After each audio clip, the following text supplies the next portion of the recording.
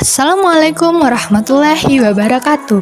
Kembali lagi bersama kakak, Kak Yuni. Nah, hari ini kita akan melanjutkan belajar Photoshopnya.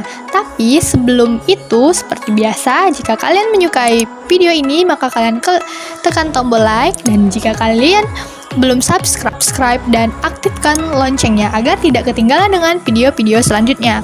Oke, tanpa berlama-lama lagi, kakak akan memberitahu bahwa kita hari ini akan belajar tentang melakukan transformasi gambar pada Photoshop.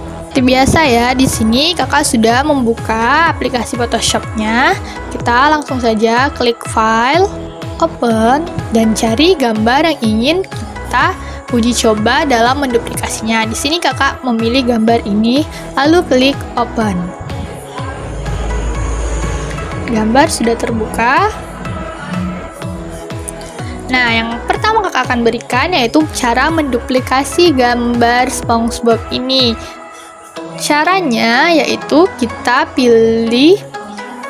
klik ini dan klik pada toolbar, kita cari Quick Selection Tool. Nah, klik kanan, itu ada bacaannya Quick Selection Tool. Kita pilih.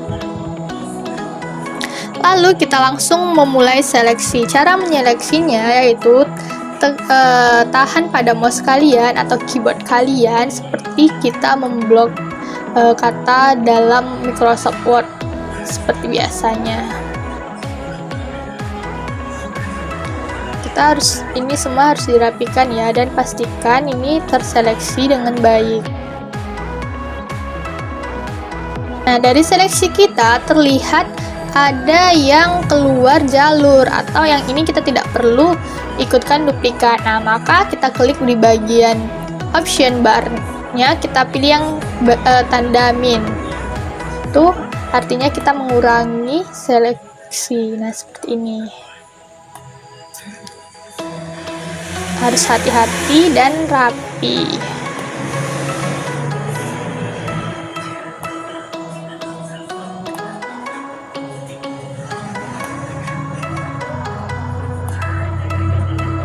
Nah, di sini ada kaki SpongeBob-nya yang tidak terseleksi, maka kita kembali lagi klik tombol plus.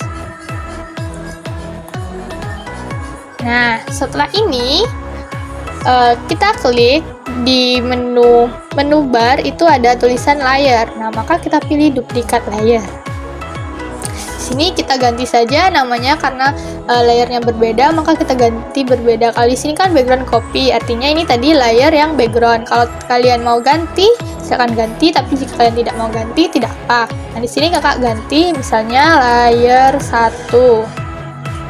Oke. Nah, terlihat kan di bagian menu di sini sudah ada dua layer background dan layer 1. Atau adik-adik bisa dengan mudah dengan cara Ctrl J pada keyboard. Nah, ini ada lagi kan duplikat layernya. Oke, untuk mengembalikannya kita Ctrl Alt Z. Nah, setelah ini kita klik move tool, lalu kita geser saja gambarnya. Nah, sudah. Bahwa gambar SpongeBob ini sudah menjadi 2. Untuk ini kan masih terseleksi, jadi untuk menonaktifkan seleksi ini kita tekan tombol Ctrl D pada keyboard. Selesai, tinggal diatur ukurannya. Cara kedua yang akan kakak berikan yaitu mengubah ukuran gambar atau objek.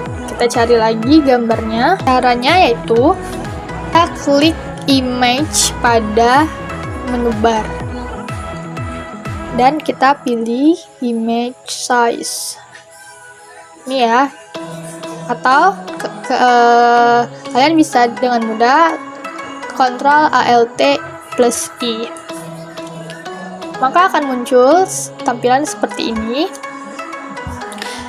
Akan terlihat ada jendela pixel dimension. Nah, ini dimensionnya ya, width, height, resolution. Nah, di sini masih pixel inch, kita ganti dengan cm misalnya. Nah, ini tinggal kalian ubah sesuai dengan ukuran yang kalian inginkan.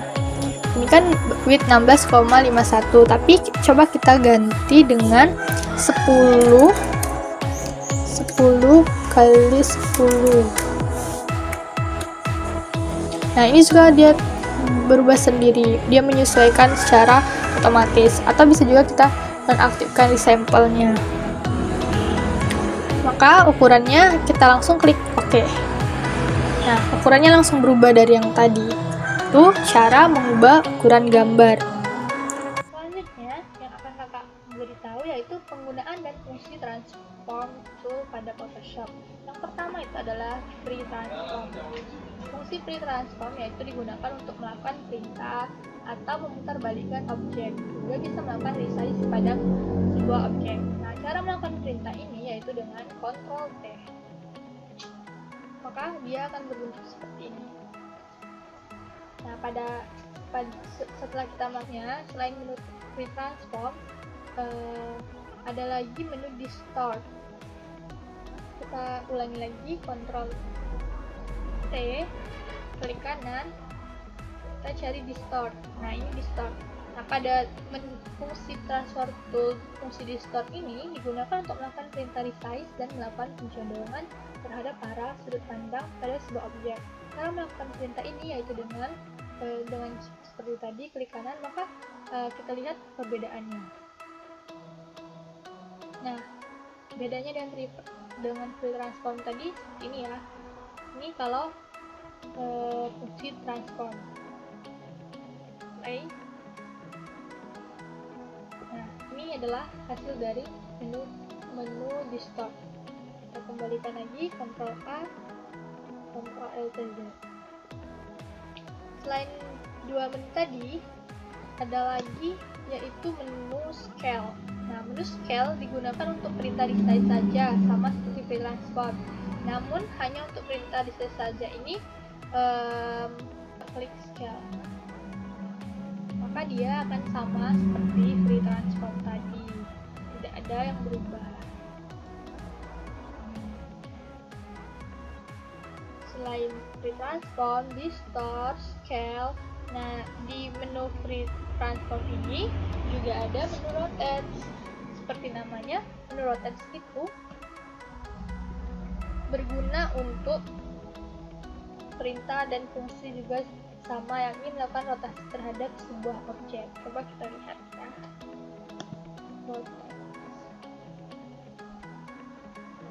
Nah, dia akan bentuk seperti ini. Kita bisa menggunakannya seperti ini atau seperti ini, sesuai dengan kebutuhan kita saat mendesain suatu gambar.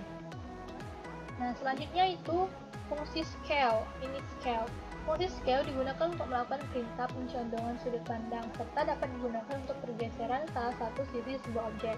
Nah, coba kita lihat bedanya dengan yang tadi. Nah, dia akan condong seperti ini. Kalau seperti ini, beda kan dengan menu fungsi-fungsi sebelumnya. Selanjutnya, fungsi yang akan kakak kasih tahu yaitu fungsi perspektif. Perspektif digunakan untuk melakukan perintah mengubah sudut pandang yang ditujukan pada titik tengah salah satu sisi dari objeknya. Nah, coba kita lihat apa bedanya. Nah, seperti ini adalah fungsi perspektif.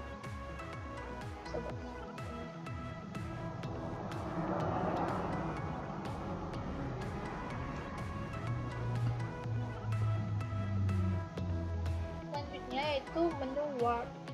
Warp digunakan untuk melakukan perintah perubahan bentuk objek secara bebas dengan berbagai titik acuan yang dapat memudahkan kita dalam melakukan perubahan bentuk, namun tidak bisa digunakan untuk resize sebuah objek. Coba kita lihat. Nah, ini ada titik-titik yang berbeda. Tarik garisnya ke sini, akan berubah ke sini. Ini akan berubah ke sini. Tidak akan merubah ukuran. Itu ada menu.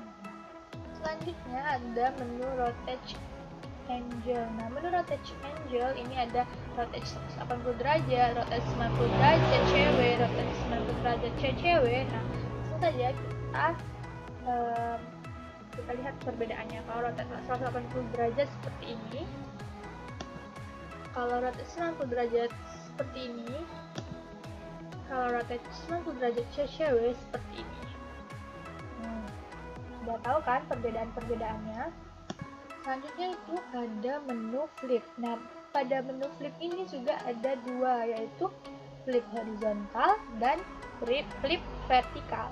Kalau kita klik flip horizontal, hasilnya akan seperti ini. Ya, tadi kan. Nah, sedangkan flip vertikal dia akan kembali seperti ini. Oke, tahu kan apa-apa saja perbedaannya? Nah, selain fungsi transform, pada saat kita mengedit itu kita juga membutuhkan undo dan redo. Pada dasarnya, cara melakukan perintah undo dan redo ini menggunakan Ctrl Z, atau bisa juga dengan memilih menu edit, kemudian pilih undo free transform seperti ini ya. Ya, kembali lagi ke objek yang sebelumnya, atau bisa juga undo berkali-kali Ctrl Alt Z seperti yang tadi kakak bilang pada penerapan ini, Ctrl Alt Z, atau bisa juga dengan menggunakan step backward secara berulang-ulang. Nah, yang kedua itu adalah menu undo. Selanjutnya itu cara menggunakan menu redo. Seperti tadi juga edit ini